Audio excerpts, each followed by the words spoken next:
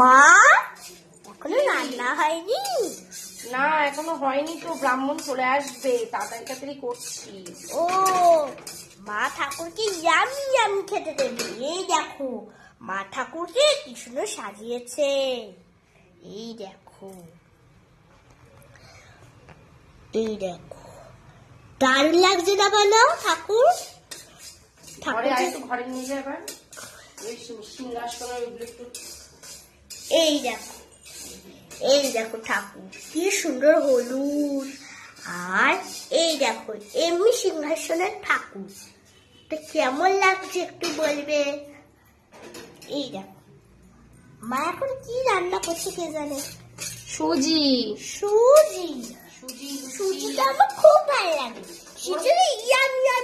ভালো লাগার জন্য করছে, ঠাকুরের জন্য। ই বাবা, কিন্তু আমার তো খেতে ভালো লাগে, আমি কি করবো?